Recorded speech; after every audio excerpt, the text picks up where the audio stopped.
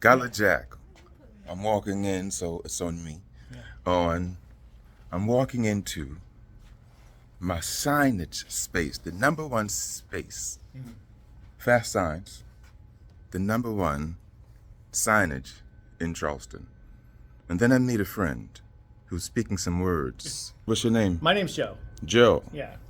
Joe, I'm Gullah Jack. It's good to meet you. Nice to meet you too, man. We were just having a conversation that I walked in on. And I want you to say again what you were saying so that people can hear. This is going to take a minute. So, all right. Take your time. So there's a historian. His name is T-Obi.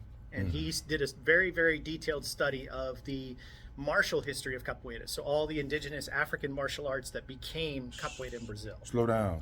So T-Obi. Who's he? Where's he from? I met him through my capoeira instructor, and I think he lives in Columbia, South Carolina. Columbia. But his study of Gullah and Geechee culture was In capoeira. extensive. Very good. That's significant. Yeah.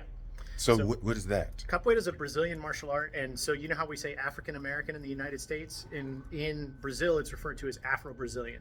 So they speak Portuguese and they sing songs in Portuguese, but the roots of the culture are from Africa, specifically from the diaspora, Same from people. West Africa. Right. And in Brazil, the slave trade was about 80% of the population, so it was much worse. And That's most right. of them came in through a place called Salvador de Bahia, and they were broken up by tribes so that they could not communicate in their own native languages.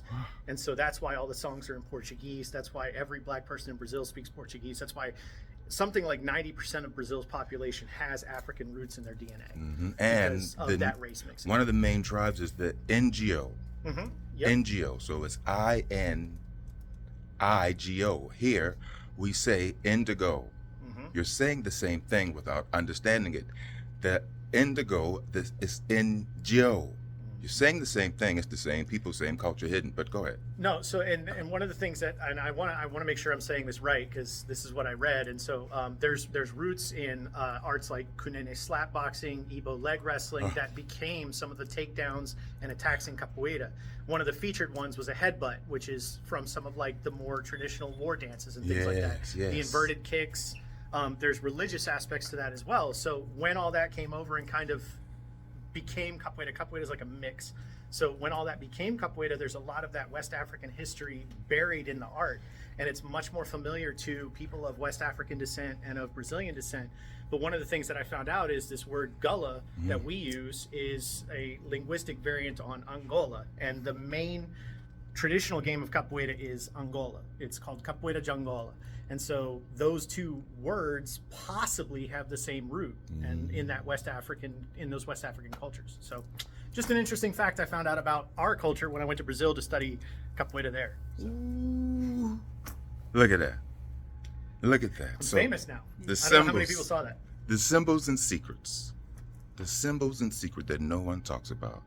Gullah Jack. There's always a connection. One people, y'all. Check this out.